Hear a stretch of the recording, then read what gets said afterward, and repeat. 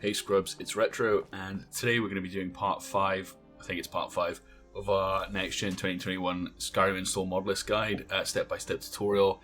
You can see some very snazzy gameplay going on in the background. This is just me testing out some different EMBs that I'm interested in, that I might show people at some point. Because I know it's boring as hell to listen to my voice for these intros without seeing something cool on the screen. Anyway, let's get straight into it, because I want people to get on this as fast as possible.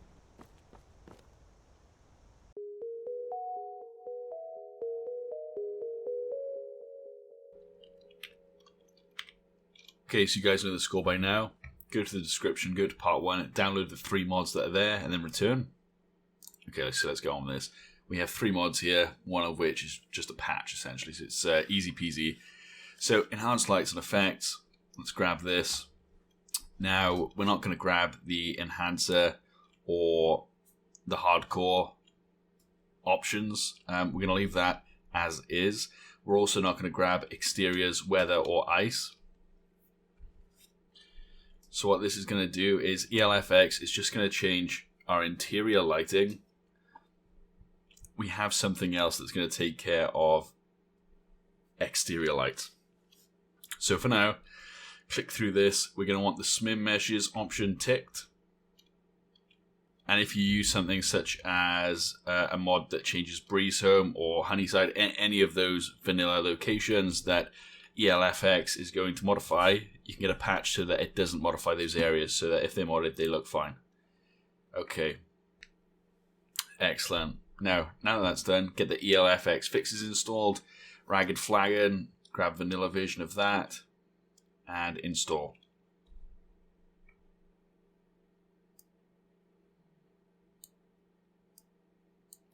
Okay, lastly, Lanterns of Skyrim. I've chosen this because, one, I think thematically it's awesome. It's such a cool mod. It adds lanterns all along the roads in Skyrim, and there are these people that will work on the lanterns, and it's just really thematic, and they blow around, and it looks great. But more than that, it comes with another mod that I love, an exterior lighting mod called Tamriel Master Lights. So, tick Lantern Workers, tick Master Lights, no cities. You don't want the cities version, because the cities version would modify the same content as the ELFX file that we've just installed. So, you also want the SMIM patch, and then click Next. And we have Guard Armor Replacer installed, so we're going to need to keep that ticked. Let's go next. There'll be a couple of other options for us. We don't use any of these. You can see that this mod's got support for a lot of custom content. So install that. Excellent. Activate these 3. And we're just going to drag them up to below our weather mods.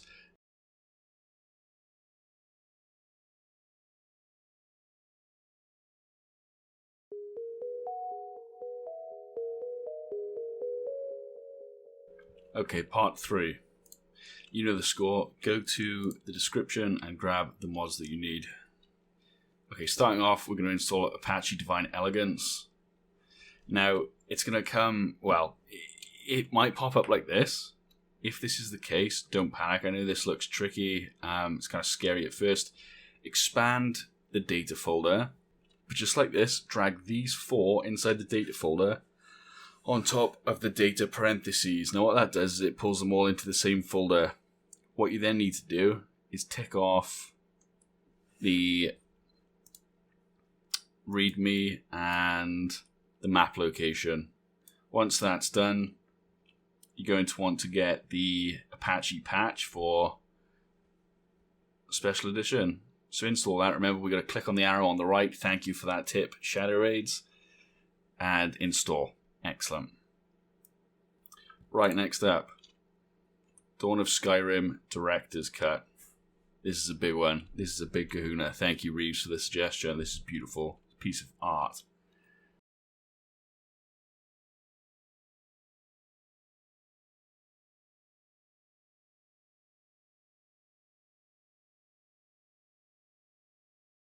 Next, we're going to want WizKid signs.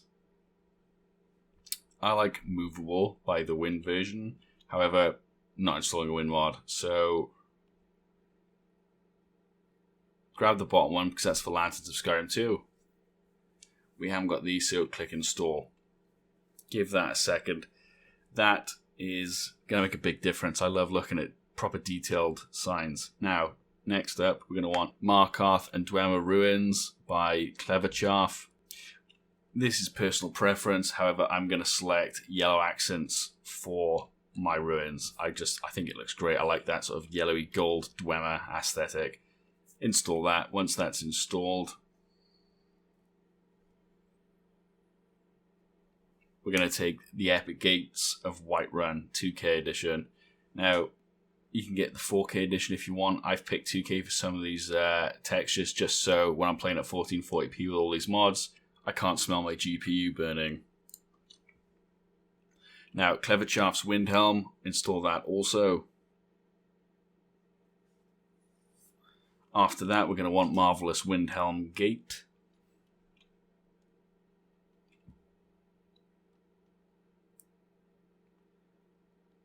Next, we're going to want HQ Solitude. This is a great mod. Very, very pretty. Once that's done, get the additional Stonewall mod. Rename it to Stonewall or HQ Stonewall.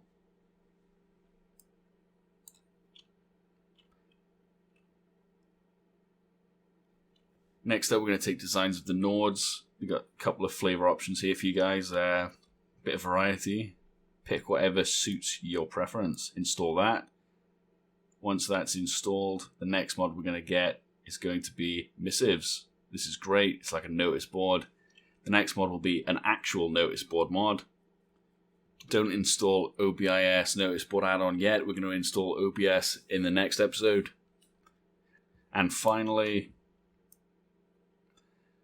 don't forget to activate.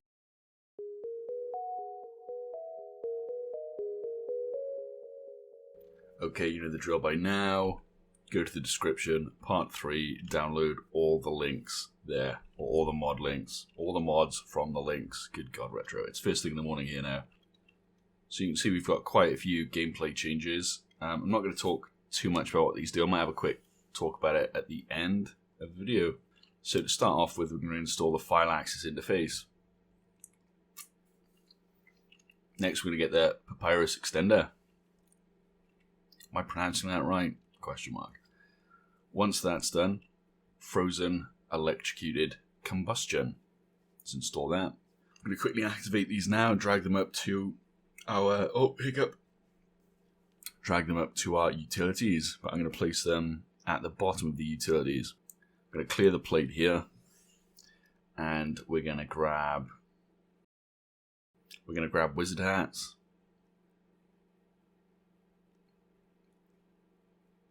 Next up is campsite. It's a camping mod, but it's quite lightweight compared to some of the other camping mods. OBIS Special Edition. Grab that first. Once this is done installing, we will be grabbing the Patrols add-on and then the notice board patch or add-on.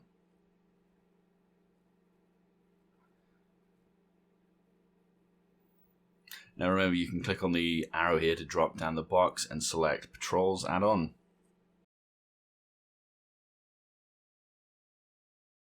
Next, we're going to take Morningstar, which is Minimalistic Races of Skyrim. It's a very minor change, but I love it. Subtle but Classless also is excellent. I'm going to talk about what a couple of these do at the end because I think they need a little bit of explanation. Okay, Cloaks of Skyrim. We're going to take No Imperial as our Heavy Legion mod. Already alters Imperials. Once Cloaks of Skyrim is installed, we'll get the Cloaks of Skyrim retextured. I'm using the 2K textures here.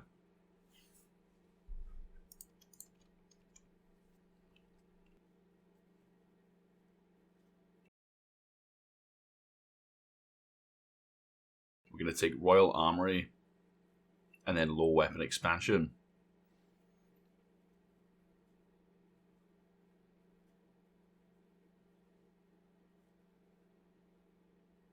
And then we're going to want Believable Weapons. I love this weapon retexture, and if some of you are wondering, this is why we didn't use the Midian sword textures, or weapon replacers, sorry.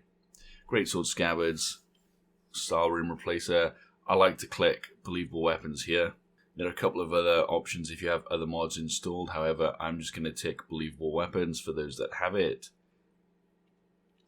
And click install. Next up we have scoped bows. There are a couple of options here for your reticle. I personally quite like the blue reticles very much. I think they look cool as heck. I said heck, I'm cool. So press next. Install all tweaks is my recommendation. It will move the stealth meter so it's not right in the middle of the screen, and it'll change it so your arrows go faster. And also, when you fire a bow, it doesn't slightly shoot higher than where you are aiming, which is a big issue with normal Skyrim. I don't know why they did that. And install. Finally for today, before I give you a quick rundown on what some of these mods do, we have left-hand ring modification, or modified. Excellent mod. Can you imagine having 8 fingers and not being able to wear more than one ring? Okay, so make sure you tag or enable static mesh improvement for the models and textures, and the first person view for left hand rings. Also, we've got the unofficial patch, so that needs to be ticked as well. Click next. I've just chosen option 1 here because I don't want to modify any of the special rings in the game, in the vanilla game, to be left-hand rings. I don't mind having a powerful ring that needs to be worn in your right hand. That's fine. That's not going to break things for me. Right. Enable all of these.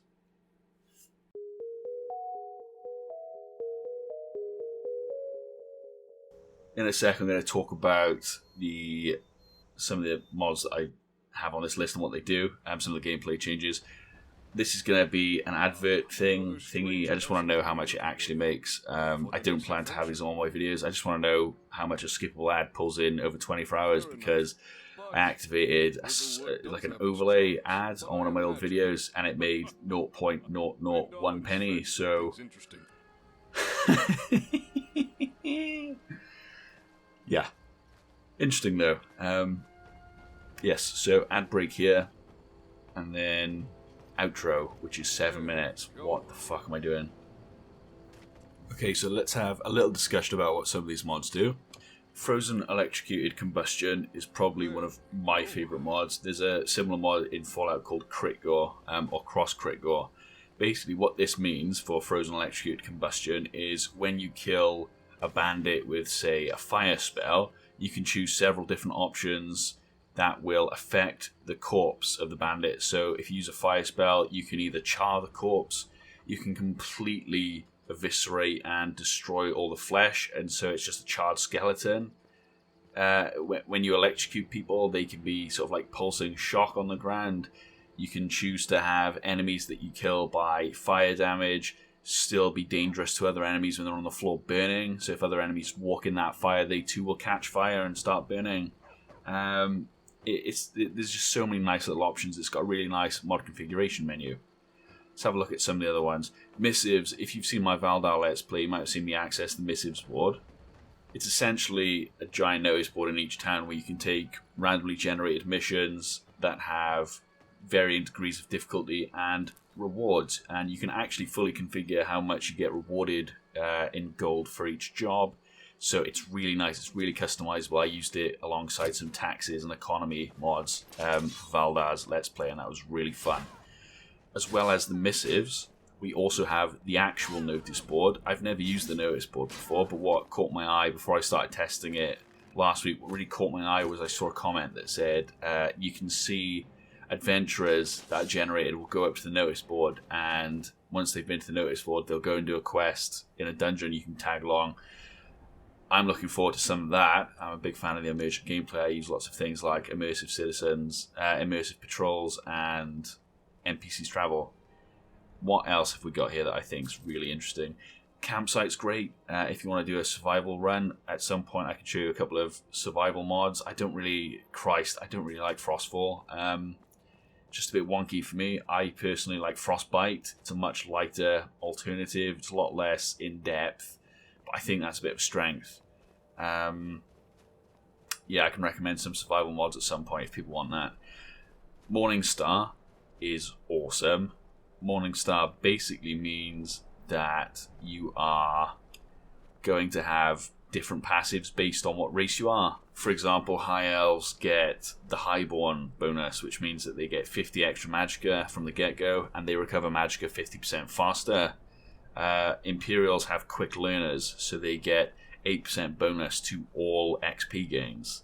They also get 2 additional perk points when they start the game. Orcs, they have Battle Rage, which means that in combat they regenerate their stamina 20% faster per enemy that's nearby. And Strength of Steel, which is Orc battle training, increases your power attack damage by 15%. Some of these are amazing. They're absolutely awesome. I've just been testing out a Dunmer, a Dark Elf, and they get 50% resistance to fire, as well as a bonus called Spite. Your Vengeful Dunmer Spirit improves weapons and elemental damage by 30% when you're below half health. How awesome. So, but what I like about Morningstar compared to other racial overhauls, such as Imperius, is there's no active ability that you need to worry about using. I'm not a big fan of the daily abilities that you get in Skyrim anyway, so I like that this is quite hands-off. It's all passive bonuses. You know that if you're playing a High Elf and Altmer, you're going to get the bonus magic and regeneration on your magic. If you're a Dark Elf, you're going to get bonus damage under half health. That rhymed. And if you're an Orc, you're going to be swinging long dick style. Subtle but Classless is also quite similar in that it modifies the races, but in quite a natural way compared to some of the more complex mods I usually use. And what it does is it gives each race a group of skills that it will increase a certain percentage faster in when they use. So for example, Argonians learn pickpocketing, sneak and alchemy skills 4% faster, and they learn light armor and lockpicking 8% faster than the other races. Let's pick Dark Elves learn archery, light armor and sneak 4% better than everyone else. They also learn one-handed and destruction at 8% compared to everyone else.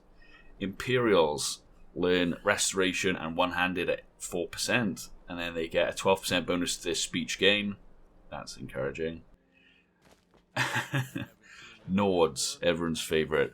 One-handed is 4% bonus, two-handed is 8%. They get an 8% bonus to heavy armor and block, and so on and so on. So it's just a really nice way to play a race and just feel slightly different from other playthroughs and feel like you're actually benefiting from picking that race, beside just customization and aesthetic options. Is there anything else on here that I want to talk about? Believable Weapons just reshapes a lot of the vanilla games weapons, so they look a lot less like foam LARP weapons and more like actual weapons. Organized Bandits in Skyrim could probably have its own video. It essentially gets rid of the quote-unquote normal bandits, and it instead assigns bandits to, I think is it 6? I'm wrong. I'm so wrong. There are several gangs of bandits in Skyrim, and they'll have their own shields, their own insignia and things like that, and different sort of like abilities per gang, and they sort of patrol around as well. You can find them, you can fight them, you can actually, so the notice board patch means that you can get, I had a really cool one the other day, which was, I took a job in Falkreath, and it was to assassinate one of the bandits from OBIS, and it was literally just sneak into this place, kill this one bandit and run like hell because OBIS gives them abilities and potions and things like that, so they are a lot more dangerous. It also has the ability to toggle on trainable minotaurs for the bandits. Trainable minotaurs, some tribes will have, or some gangs will have, spiders that they've tamed. So it's a really fun mod. Definitely recommend that. Anyway, that's it for this episode, guys. If you've enjoyed this video, please do slap a like on it. Let me know in the comments. If I seem ever so slightly less perky than usual, it's only because I've just woken up as of recording the second half of this video. Hope you enjoyed. Peace.